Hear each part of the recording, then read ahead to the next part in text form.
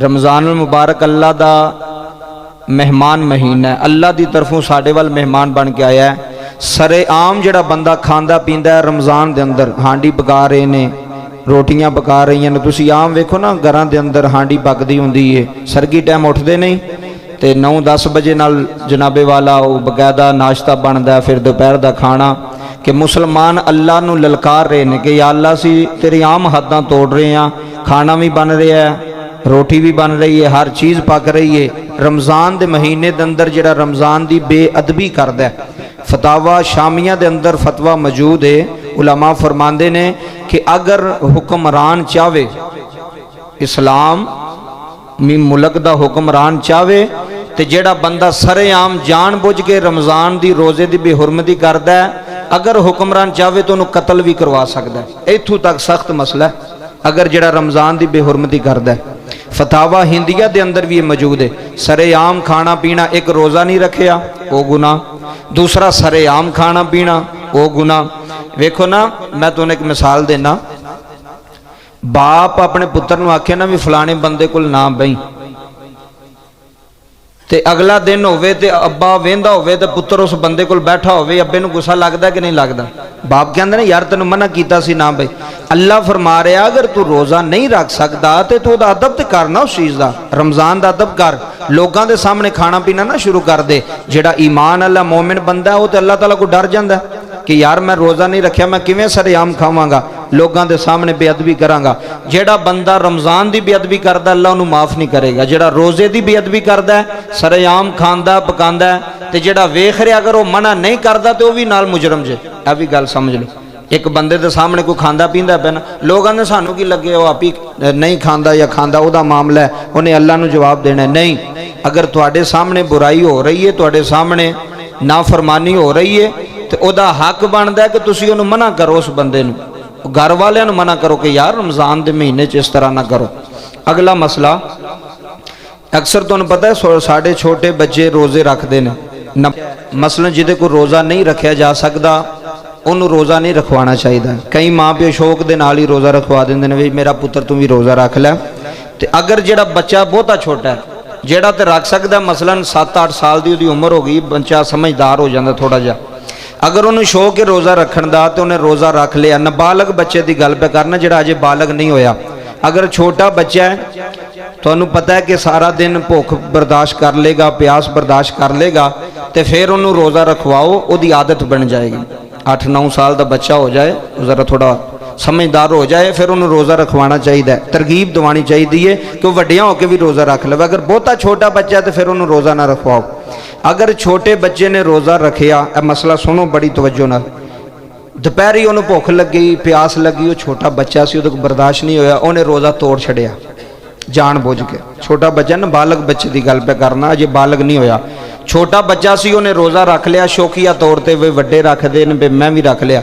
छोटे बच्चे रोज़ा रख लिया, दोपहरी उन्हें रोज़ा तोड़ दिता, जोहर तो बाद या असर तो बाद रोज़ा उन्हें तोड़ दिता, उहदे ते रोज़े की कज़ा नहीं होएगी, तो ना ही उन्हें गुनाह होगा।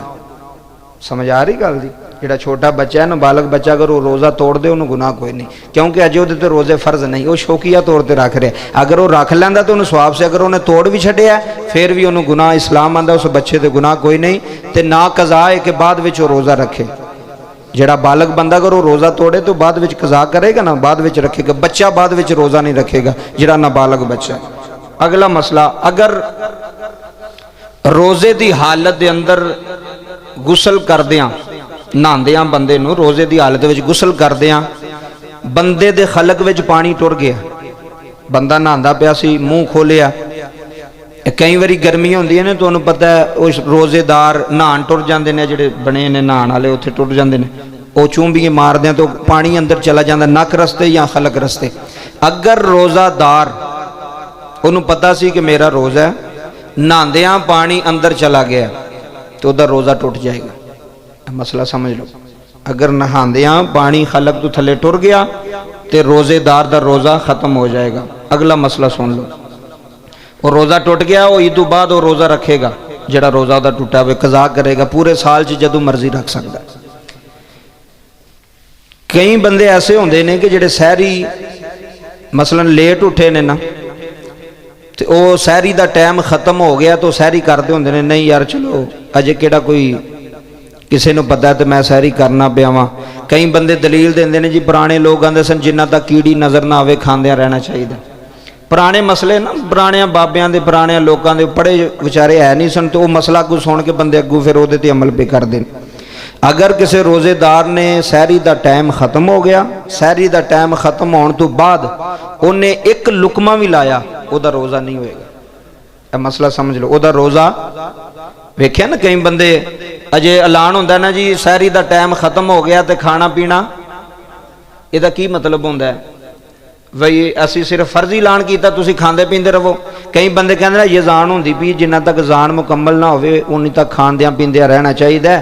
ਇਸਲਾਮ ਐਡੀ ਸਖਤੀ ਨਹੀਂ ਕਰਦਾ, ਆਪਣੇ ਕੋਲ ਮਸਲੇ ਬਿਆਨ ਕਰ ਛੱਡ। ਇਸਲਾਮ ਐਡੀ ਸਖਤੀ ਨਹੀਂ ਕਰਦਾ, ਇਸਲਾਮ ਐਡੀ ਸਖਤੀ ਨਹੀਂ ਕਰਦਾ, ਲੇਕਿਨ ਜਿਹੜੇ ਇਸਲਾਮ ਨੇ ਇੱਕ ਹੱਦ ਰੱਖੀ ਹੈ ਨਾ, ਉਸ ਤੋਂ ਅੱਗੇ ਨਹੀਂ ਤੁਸੀਂ ਜਾ ਸਕਦੇ। ਜਿਹੜੀ ਇਸਲਾਮ ਦੀਆਂ ਹੱਦਾਂ ਨੇ ਨਾ, ਤੁਸੀਂ ਉਹ ਅਬੂਰ ਕਰੋਗੇ ਤੇ ਇਸਲਾਮ ਸਖਤ ਹੈ ਉਸ ਬੰਦੇ ਵਾਸਤੇ।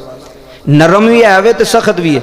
ਅਜ਼ਾਨ ਹੁੰਦਿਆਂ ਜਦੋਂ ਐਲਾਨ ਹੋ ਗਿਆ ਕਿ ਖਾਣਾ ਪੀਣਾ ਬੰਦ ਕਰ ਦਿਓ, ਅਗਰ ਉਸ ਤੋਂ ਬਾਅਦ ਅਜ਼ਾਨ ਦੇ ਦੌਰਾਨ ਤੁਸੀਂ ਕੋਈ ਚੀਜ਼ ਖਾਧੀ ਹੈ, ਤੁਹਾਡਾ ਰੋਜ਼ਾ ਕੋਈ ਨਹੀਂ ਜੇ। ਇਹ ਸਮਝ ਲਓ ਮਸਲਾ। ਅਜ਼ਾਨ ਦੇ ਉਹਦਾ ਬਿਹਤਰ ਹੈ ਹਾਲੇ ਵੀ ਕੁਝ ਵੀ ਨਾ ਖਾਓ। ਅਗਰ ਐਲਾਨ ਹੋ ਗਿਆ ਤੁਸੀਂ ਲੇਟ ਉੱਠੇ ਹੋ, ਬਸ ਤੁਹਾਡਾ ਰੋਜ਼ੇ ਦੀ ਨੀਅਤ ਕਰ ਲਓ, ਤੁਹਾਡਾ ਰੋਜ਼ਾ ਹੋ ਜਾਏਗਾ। ਫਿਰ ਬੰਦੇ ਕਾਲੀ ਕਾਲੀ ਖਾਂਦੇ ਨੇ, ਯਾਰ 2-4 ਰੋਟੀਆਂ ਮੈਂ ਅੰਦਰ ਸੁੱਟ ਲਾਂ ਜਲਦੀ ਜਲਦੀ, ਪਾਣੀ ਪੀ ਲਵਾਂ, ਪਤਾ ਨਹੀਂ ਮੈਂ ਫੌਤ ਨਾ ਹੋ ਜਾਂ। ਹੋਰ ਖਾਣ ਪੀਣ ਤੋਂ ਬਗੈਰ ਜੇ ਰੋਜ਼ਾ ਰੱਖ ਲਿਆ ਤੇ ਖਾਣ ਪੀਣ ਤੋਂ ਬਗੈਰ ਵੀ ਬੰਦੇ ਫੌਤ ਨਹੀਂ ਹੁੰਦੇ, ਰੋਜ਼ਾ ਹੋ ਜਾਂਦਾ। ਇਹ ਵੇਖੋ ਅੱਲਾਹ ਤਾਲਾ ਨੇ ਮੌਸਮ ਕਿਸ ਤਰ੍ਹਾਂ ਦਾ ਕੀਤਾ। ਅਸੀਂ ਤਾਂ ਉਂਝ ਹੀ ਬੜੇ ਨਸ਼ੁਕਰੇ ਹਾਂ, ਮੈਂ ਵੀ ਤੁਹਾਡੇ ਵਿੱਚ ਸ਼ਾਮਿਲ ਹਾਂ, ਬਹੁਤ ਨਸ਼ੁਕਰੇ ਹਾਂ ਅਸੀਂ। ਅੱਲਾਹ ਆਪਣੇ ਬੰਦਿਆਂ ਨਾਲ ਬੜਾ ਪਿਆਰ ਕਰਦਾ। ਅੱਲਾਹ ਨੇ ਰਮਜ਼ਾਨ ਤੋਂ ਪਹਿਲਾਂ ਬੰਦਿਆਂ ਨੂੰ ਥੋੜਾ ਜਿਹਾ ਲਾਇਆ ਵੀ ਸਿੱਧੇ ਹੋ ਜਾਓ, ਤੇ ਜੇ ਨਾ ਹੋਵੋਗੇ ਤੇ ਫਿਰ ਅੱਲਾਹ ਕੋਲ ਹਰ ਚੀਜ਼ ਦਾ ਹੱਲ ਹੈ। ਅੱਲਾਹ ਕਿਸੇ ਨੂੰ ਪੁੱਛ ਕੇ ਨਹੀਂ ਕਰਦਾ, ਅੱਲਾਹ ਕੋਲ ਹਰ ਚੀਜ਼ ਦਾ ਹੱਲ ਹੈ।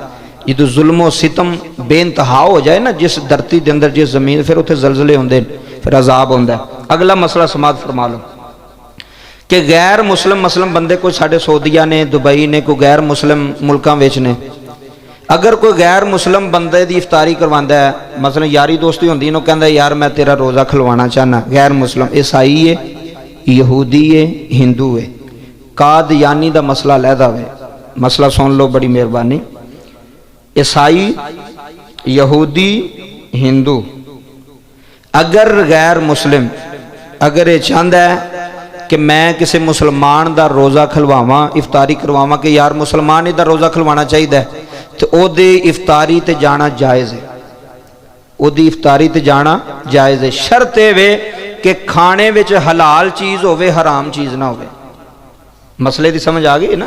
مثلا کسی دا کوئی یار عیسائی ہے، وہ کہندا یار میں تیری ایک دن افطاری کروانی ہے، اسلام کی آندا، اسلام کے اندر تو جا سکنا ہے اگر وہ دا کھانا حلال ہوئے، حرام نہ ہوئے۔ ایتھے تو ویسے ہی پاکستان چ حلال ہے نا، دوسرے ملکاں دی گل پہ کرن، کھانا حلال ہے تو تسی غیر مسلم دی افطاری وچ جا سکتے ہو۔ اگر کوئی غیر مسلم تانوں کوئی چیز بھیجدا ہے، کھانا، فروٹ وغیرہ روزہ کھولن واسطے، تو تسی وہ بھی رکھ سکتے ہو، کھا سکتے ہو، اسلام اس دی اجازت دیندا ہے، کوئی منع نہیں۔ اگلا مسئلہ سماعت فرما لو، نماز تراویح دے اندر تانوں پتہ اکثر شہراں وچ تے اج دا ماحول کوئی نہیں ہے، سکون دے نال ہی نماز تراویح پڑھی جاندی ہے، ساڈی مسجد دے اندر بھی، دوسری مسجداں دے اندر بھی۔ پنڈاں تھاواں جاؤ نا تے اوتھے نماز تراویح دی حالت کچھ ہو رہے، وہ حافظ بھی کچے پکے ہوندے نے نا، ہوندا کوئی نہیں، تو وہ پھر پیچھے کھلون والے بھی بیچارے، انہاں نوں بھی کی پتہ ہوندا بھی وہ اگے کی پڑھدا پیا تے اسی پیچھے کی سننے پے۔ میں 2 سال پیچھے رمضان چ ایک پنڈ گیا تے تراویحاں سن اوتھے، تو امام صاحب تراویحاں پڑھائیاں کنیاں منٹاں 18 منٹاں 20 تراویحاں پڑھائیاں نے 18 منٹاں دے وچ، تسی حساب لا لو ایتھے ساڈا 1.5 گھنٹہ لگدا۔ 18 منٹاں دے وچ انہاں تراویحاں پڑھائیاں۔ تراویحاں کیویں پڑھائیاں کہ اگر نمازی پیچھے رکوع چ نے تے امام صاحب سجدے چ نے، تے جے نمازی سجدے چ نے تے امام صاحب اٹھ کے کھلوتے نے۔ 24 دی سپیڈ تے تراویحاں پڑھائیاں جا رہی ہیں، پتہ نہیں لگ رہا کی ہو رہا، تراویحاں پڑھائیاں جا رہی ہیں یا ایکسرسائز ہو رہی ہے۔ انج دیاں تراویحاں پڑھان والے نوں بھی کوئی فائدہ نہیں تے پڑھن والے نوں بھی۔ اسلام نہیں آندا بھی انج دی عبادت کر تو بس 20 منٹاں 22 منٹاں 18 منٹاں تراویحاں پڑھائی ہیں، الحمدللہ رب العالمین۔ قرآن دی بھی صحیح سمجھ نہیں آندی بھی قرآن پڑھ دے کی پے نے، وہ پڑھ دے اس واسطے نے بھی پچھو کوئی غلطی نہ کر دے۔ تو اس واسطے یہ کیونکہ پوری دنیا تے پیغام جانا ویڈیو جانی مت کسی دی اصلاح ہو جائے ساڈے تھرو اللہ ساڈی بخشے فرما چھڑے. اس طرح جلدی دے نال قرآن پاک پڑھنا جی دی سمجھ نہ آوے وہ جائز نہیں, وہ غلط طریقہ کار ہے. اس طرح قرآن پڑھنے دا فائدہ نہیں ہوندا. اسلام آندا ہے جنی تیرا دل کردا سکون نال عبادت کر, اپنی جان تے ظلم کر کے عبادت نہیں ہوندی. نبی کریم صلی اللہ علیہ وسلم ساری رات آپ نفل پڑھنے شروع کر دیتے. اتو پیغام آیا, اللہ نے فرمایا سونیا ادھی رات عبادت کر لیا کرو تے ادھی رات آرام فرما لیا کرو. ایک ہوندی ہے مجبوری دی عبادت, ایک ہوندی ہے شوق دی عبادت, انہاں دوواں وچ فرق ہے. مجبوری دی عبادت جڑی ہے نا وہ قابل قبول نہیں, تے جڑی شوق دی عبادت ہے وہ اللہ تعالیٰ اس نو قبول فرماندا ہے. جڑا بندہ اندروں کردا ہوئے بندے نو پتہ لگ جاندا بھی میں نماز مجبوری دی پڑھنا پیا یا شوق دی پڑھنا, باہر بندے نو اس دا علم ہوندا, خبر ہوندی. اس واسطے اس طرح تراویاں پڑھان والے دے پیچھے بھی تراویاں پڑھنا بھی جائز نہیں, ٹھیک طریقہ کار نہیں. او دے نال بہتر ہے تسی سورتاں نال پڑھ لو. جے قرآن پاک کی غلط تساں سننا ہے تے قرآن پاک غلط پڑھنا ہے تو دے نال بہتر ہے کہ آرام دے نال تے پڑھیاں جان نا, سورتاں نال پڑھیاں جان. کوئی فرض واجب نہیں کہ قرآن پاک لازمی پڑھیا جائے تراویح دے اندر, کوئی فرض واجب نہیں. اگر کسی پنڈ دے وچ کوئی اس طرح دا ماحول ہے تو تسی انہوں منع کر سکتے ہو حافظ نو کہ یار اس طرح نہ کر, اے تراویحاں نال زیادتی نہ کر تے نہ ساڈے نہ کل, آرام سکون نال پڑھو جنیاں پڑھنیاں جے تے اچھے طریقے نال قرآن دی قرات کیتی جائے, اچھے طریقے نال سنیا جائے. اللہ تعالیٰ سانو ساریاں نو انہاں مسلیاں تے عمل کر کے انہاں نو دوسریاں تک پہنچان دی توفیق عطا فرمائے.